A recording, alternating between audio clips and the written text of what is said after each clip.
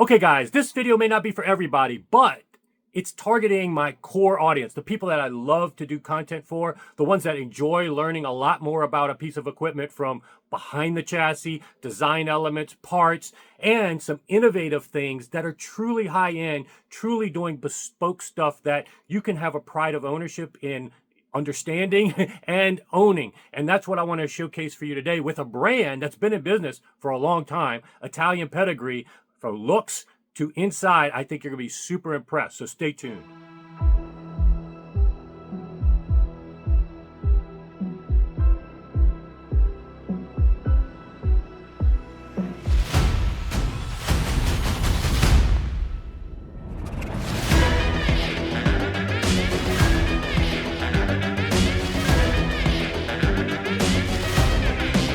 Okay guys, welcome back to the channel. Going to feature another brand on that Italy tour, and each one, as you've been seeing, really sparked something in me that really resonated, and certain products I can easily see myself owning and having so much comfort in these Italian brands that I did not know a lot about.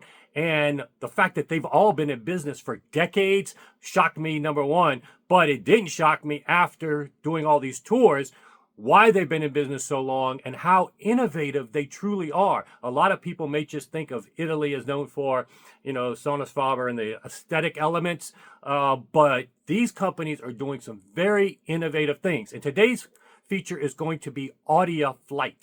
And this company in particular, like all the tours, I'm going to tell you what stood out to me. And right off the bat, something you're going to see the raw footage. I like to give you just the raw footage. I was perplexed right off the bat with their use of two different types of transformers in their amps. And I'm going to give you the raw footage. You'll see real time how I get puzzled and how they explain this to me and show you as well. I think you're going to be impressed because I've never seen a CE core transformer with a toroid in an amp. You're going to see that. You're also going to see a very impressive budget integrated at $4,000 with Italian pedigree and some of this same trickle-down technology you're going to see in their reference stuff. You're also going to see what I've been telling you in these tours. One of the feedbacks I've been giving you is that if I was the president of these companies, based on what I saw, what would I do differently? And you're going to see an actual presentation they give where they're going to go into the weeds. So you guys that like to get measurements and in the weeds and some of the engineering of their designs, I got a lot of that for you. But I've got chapters in case you don't like that stuff and you want to skip it. But in that presentation, they show us some future designs and I give them my real-time feedback. So you don't want to miss that. I'm giving honest, unscripted, unedited footage for you. I think they're going to really enjoy learning more about Audiophile. Bellissimo, ma too if you want to see it. What's the power for this? How much? How many watts? 250 watts per channel at 8 ohms, 480 at 4, So- nearly doubles.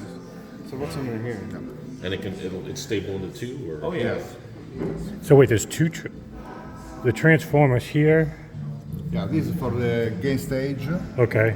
and this is for the output stage, just for output stage. So the output transformer is old school technology. We're going to show it to you downstairs. Yeah. Like an EI core transformer. Nobody uses this kind of. Almost no one uses Almost this not. kind. Almost no one. It's about the size of an average human head. And here's the coolest thing, right? I don't want to put words in your mouth, Mike.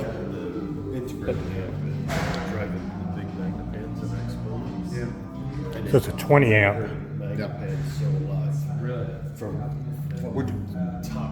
So Eric from Magnaphane came and was like, "Thank you for all that you do. We're going to do a room together again with Audiophile." Yeah, it's going to be cool. The other thing that's cool is, and I don't want to put words in Michael's mouth, but he gave it an award. The least expensive thing they make, a $4,000 retail integrated amplifier, is one of his favorites. Is that right? Yeah. Okay. So Cool. you don't have to spend gigantic money to get incredible sound from them, which is what I kind of love. I mean, of course, who wouldn't want to have these big, giant, impressive things? But at $4,000 retail, you get a killer integrated amplifier. It's built on a lot of the same principles. We'll show I'm you still that a little downstairs. confused. So there's two transformers, a toroid here, and then a unique transformer we're going to see here. And you're going to see it with the cover off too. So you can see what's inside here. And again, this is Tade, so this is made in Italy, this transformer. I mean, I like the red ones too. Maybe we can find out what this is coated with, because this is a unique. What is the coating on here? It's just powder coat? Powder coat, yes. Powder coat. Yes. So they powder coat it. Yeah. It doesn't impact the conductivity though. No, but it contains some metal grains inside. Okay. This is unique. I mean, it's. Yeah, I've never seen. I'm interested in seeing what's under the box. What's in the box?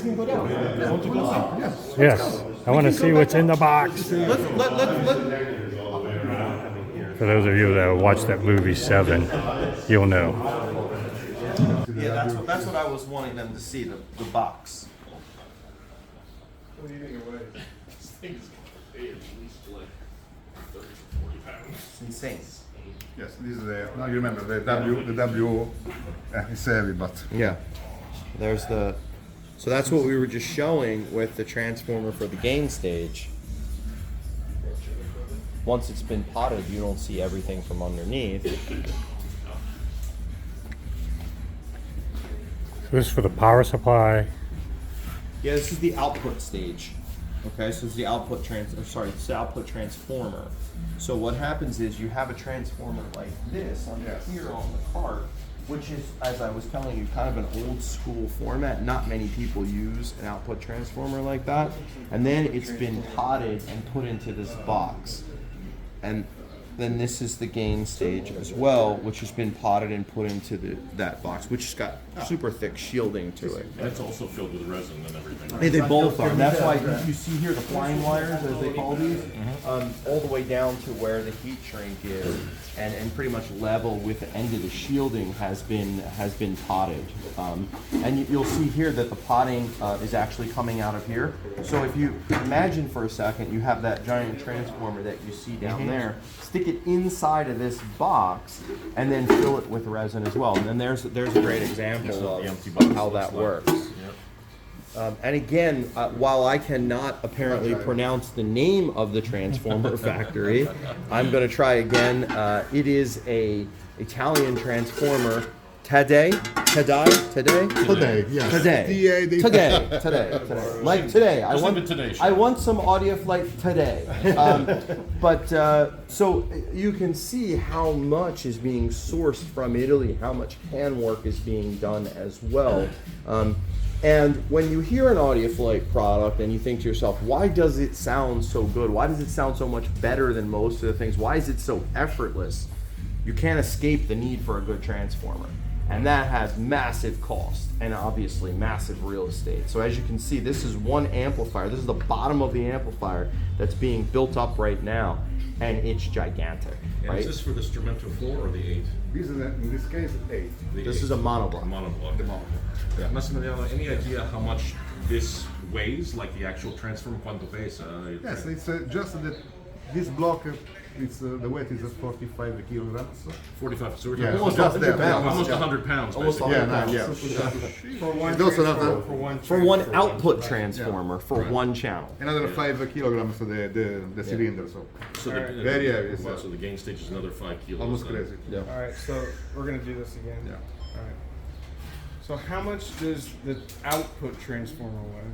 The output transformer weighs just under 100 pounds, and that's for one channel, for one output transformer by itself. And then you said this is all filled with resin? Yeah, the whole thing is potted. So what you see coming out of here is actually the resin coming through. So every nook and cranny, you know, your English muffins, it's all full up, all the way up to the top. And what's the benefit of that? Just isolation? It's isolation, vibration, noise. I mean, it's basically going to seal that thing inside of that transformer. Walk me through. I'm still confused as to what goes first. Okay, you've got the power comes in from the outside, and you've got the rectification. You got to take a very, very small signal and make it louder. So this is the device that takes the small signal and amplifies it. This right here is your output transformer, which takes all of the all of the gain stage and sends it out to the speakers on the rails of the output devices. Okay. But it's not acting as an autoform or anything like that in terms of like It's not matching impedance or anything like that. No. Okay. No. It looks like an output transformer for a tube amp, only bigger. Yeah. Right? Unless you're talking about something just bananas. Okay. And even, I don't think I've ever seen a tube amplifier with a transformer that big in my life. But is this an EI transformer or is this an R core? I don't actually know. Can people do this? What type is it? Jason is asking, is it an R core? EI core or an R EI core? core? C plus E. C plus E. C plus So it's totally different. C plus E. Yes. So the it's C like core, a- I think you can see the C core. yeah. Yeah, you can see the C core here. Right. And why? The So core is this. Yeah. so why would you use that over a toroid? Why? Sorry. Why would you use that over a toroid? The toroid we use just for the gain stage. Yeah, I mean, what is the advantage of using this C? The only advantage were our listening session. Okay. Because the toroidal technically speaking is better because it's much Right. more light. Right. More efficient. Yes, exactly. Much more efficiency. Less The radiated cost fields. Is Yes. half than this kind of transformer. So, and also the noise, electromagnetic noise is low in the Toroid, yeah. but the sound is for us when we compared. Right. Both was much more better. Yeah, but it C requires places, so yes. much space, and then you got to Yes, seal but it much the better. cost. And the cost, and we use that W shield just to reduce The fields from almost that. to zero. Yes, Yeah. the electromagnetic noise. But We also compared, for example, on the gain stage, the same. So toroidal and the same school, the small transformer. okay. But in that case, the toroidal sounded better. better. Okay.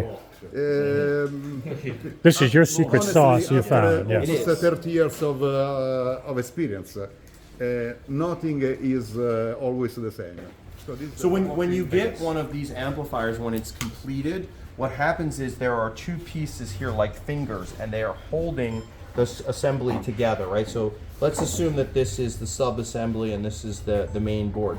So the sub-assembly is locked together when you receive it, comes in a wooden crate. You pull the little fingers out after you have the product set in place where you want it in your listening space, and then it's completely decoupled and floating from the sub-assembly. And what's cool about it is this is where all the output devices go, right? So all of your storage and your output devices are going here, your capacitors and your output devices. And the transformer, both the gain stage and the output transformer are completely decoupled and isolated from it. Okay, so we showed you all of the big crazy stuff, but this is the entry level. This is called the FL3S. And I want to say a couple things. It's an incredible integrated amplifier, but the fundamentals of what make Audiophile special are not gone. So this is a Today transformer. It is custom for Audiophile. It is their own design. Again, you will see the shield ring and you will see the potting of the transformer. Custom designed for them, made in Italy in conjunction with all of their testing. And I mean, I think, you know, from a heft and a, you know, it's the size of many companies' monoblock amplifiers. And what you get here is 100% made in Italy integrated amplifier. Uses a transformer like this, and it's flexible because, as you can see here, it has expansion ports, so you can add a DAC to it. You can add a phono preamp to it, so you can pretty much add anything. And this is a $4,000 at retail integrated amplifier, handmade in Italy, custom transformer. Almost 30 years ago. So we designed almost a new circuit, not a voltage feedback, but current feedback circulation that has some advantage that we will see in the slide.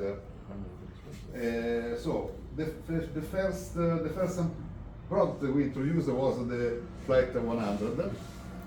And just after 1 year, we introduced the preamplifier and the 550 that you can see here.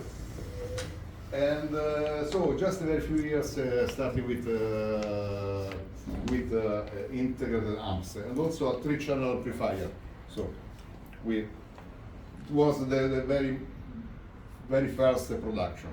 So 1 CD player, 3 power amps, and 1 integrated and 1 preamplifier. It was another until 10 for 10 years about this was the production. 1 hour, 2 hours? Yes. So it is another kind of CD player, the flat CD2, and also the flat 2 integrated amp. And this is the grandfather of the Flight 3S. So the Flight 3 and the CD3 introduced 2008 to 2010. And after these years, around 2012, we starting to introduce first the Flight 3 series, but together with the Instrumento series. So as you know, we introduced first the Instrumento number 4 together with the Instrumento number 1. And so after a few years, the FL series. Okay. So this is why we used the current feedback circuits, because voltage feedback has 2 inputs, no? One positive and one negative, and usually on the negative is the feedback, no?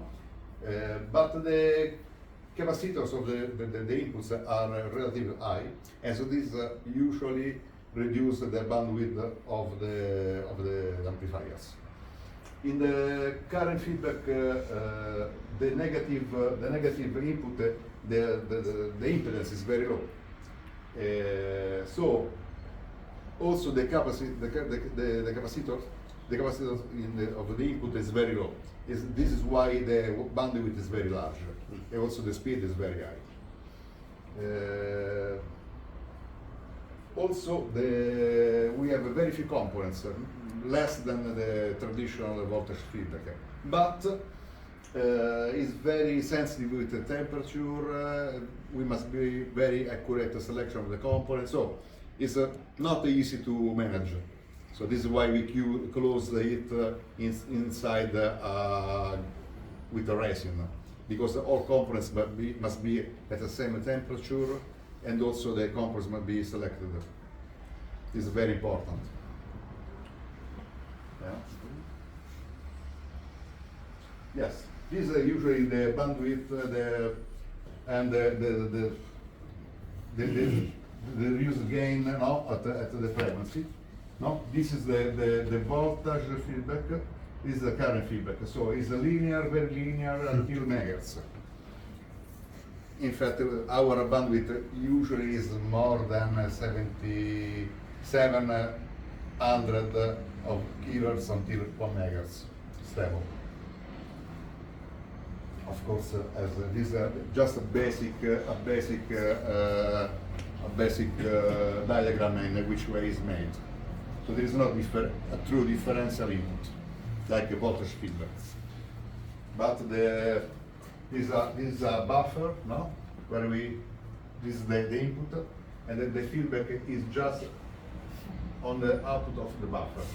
It is very low impedance. So this is why the bandwidth is very large. Okay? It's finished. So very quick. No, first. Okay. This is. No, this is the first 20 as we just introduced now on the market. And yes, we also not work on electronic side, but also mechanical, because with the help of Massimo, we measure the vibration of the mechanism. Yes, the vibration The red is the vibration of the mechanics just out of the box, and the denon, Yeah. good mechanics transport. Yes. And but as you see, there are many frequency Yeah. Spikes. Yeah, spikes. in the vibration. Using an heavy plate for in order to have heavy mass, and These are copper. These are copper. some blocks, silent blocks in sorbotan. Sorbotan, yes, it's made by sorbotan, yes. And we and also gluing some parts of dumping materials close directly on the chassis of the mechanism. Now it's not shown. Yes, it's under the yes. We reach the green. But it's important because I think, but is known that the real problem for the CD players and CD is the vibration, and so the error related to the vibrations, and the circuits that have to correct. Correct, yes. Correct. The lack of information have to work more, and this carries the sound words. So as better is the so less vibration and the correction of error works less. And No, so it was even for us, because when we started with the accelerometer on the transport, we discovered the mess of vibrations in every sense. So what we can do now, we are. And then we spent many months before to find the right, yes, the the right right way. combination of this mess of the so. Is it possible to ask a question? 140 dB dynamic range for a DAC is extremely rare, much less the DAC with the CD player included. That would be like the upper 1 percentile or higher that I've ever seen, at least. Is that what your experience is? I mean, that's pretty amazing for people that are into measurements, that you never see anything that high for a CD player. I mean, yeah, CD player for sure. Yeah. No, sorry, I don't understand the question. Well, it's not really a question. 140 dB dynamic Yeah, range. yes. This is very high. Yeah, yes. Very Usually high. we see on a very good CD system maybe minus 126, 127, 125. Yeah, I I've mean, seen that on really good. right. Yeah. You would be like in the upper 0.5 percentile. I mean, I don't think I've ever seen a 140 dB CD player. This is referred with the digital input. Yeah. Yeah. So when we use like a converter, Uh-huh. okay, not a CD or SACD. Right. And we're looking at measurements that we see just on a DAC. On just a DAC. Just a Yes, DAC, that, minus yes, 127 yes, is yes, exception. So you've got a power supply taking care of the transport and the DAC. Yeah, That's pretty incredible. yeah, yeah. Right. Yeah, it's just a thumbs up. Something that I think that a lot of people need to take note of, because I've never seen that, at least. Okay, this is the optional streaming board. Yeah, that we are working, and it's already done, and just waiting the certification for Rome. That is working, that we playing now.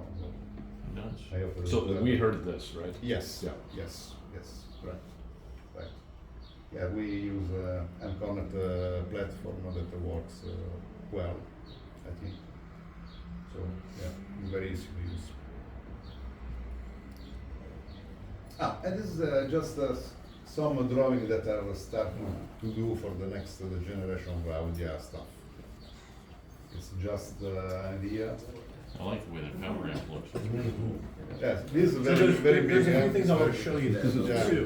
It's, It's got something you might not catch right away, which that there's a peak here. Yes, it's beautiful, yes. Okay, so it's not just that the It's top. not just flat. It's not that the top has that. You know, back here, there's a peak here, and then this follows it. Also the small one, yes. Yeah. With the, yeah. Yeah. And the meters are on an LCD panel? No, it's just ensemble because, yes. They haven't It would be- decided yeah. which way they'll do it, but actually, I kind of really like this, which was my feedback too from the side.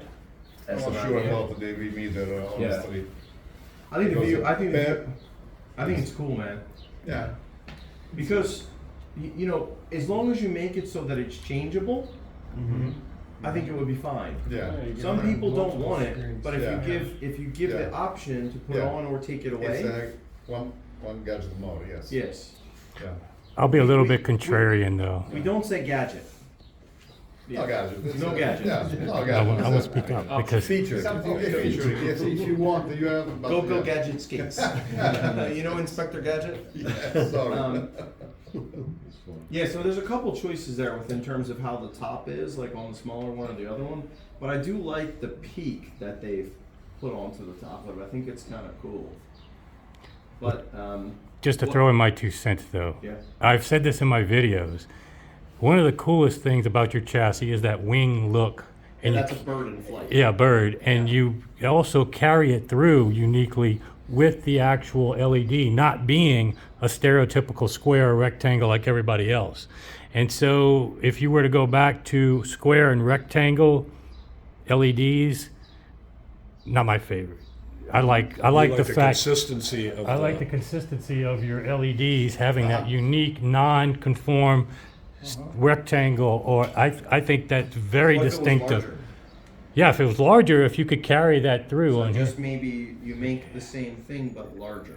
The wings and the bird thing, I think, is super important for your chassis design, from my perspective. We're getting a lot of requests for larger display in general. Yeah, well, larger, across but the keep board. the, I think we've seen a million square and rectangle. Keep the brand identifier. Create the band, yeah, that we Did know you it's. also see I know. that the wings are in the Alara logo?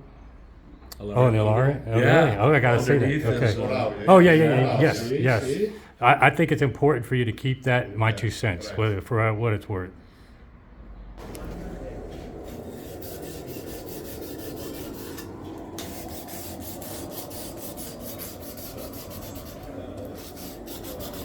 For us, from the entry level amplifier to the instrumental, it's not that you can use the same.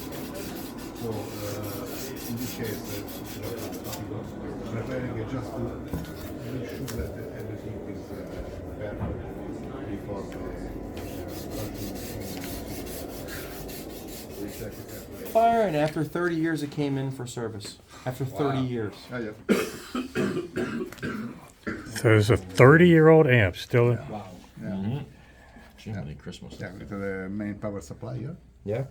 So This is before you move to the other style. Yeah, right. And this is a stereo amp? Stereo, yes. Yeah, Class- you can yes, see. yes, Yeah. yes. Wow. Very simple. Yeah, you know what? In this room, the It's black really impressive fucking jumps out. that it stays. Did you guys notice that? 30 In this years? room, the black is like, because the light's a little bit lower. And it looks like nothing major blue. You don't see any burn marks or anything, so probably could be fixed. Oh, yeah. Very cool. Yeah. The size of the heat sinks on these Okay. things. Well, we'll do a little more when we get back, a little more listening, a little more everything. We forgot to cover this in the interview with Carlo, but he used to be an animator for Disney. And now he's about to get arrested for copyright infringement because he no longer works for them. And Disney, you know how they Yeah. just sniff this. They'll, Please don't call the lawyers. I know. Luckily, we're in Italy and they can't find you.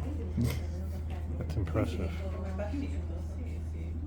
Kind of looks like cheap audio, man. Yeah, it does look like Randy, doesn't it? Yeah. At least one of his thumbnails.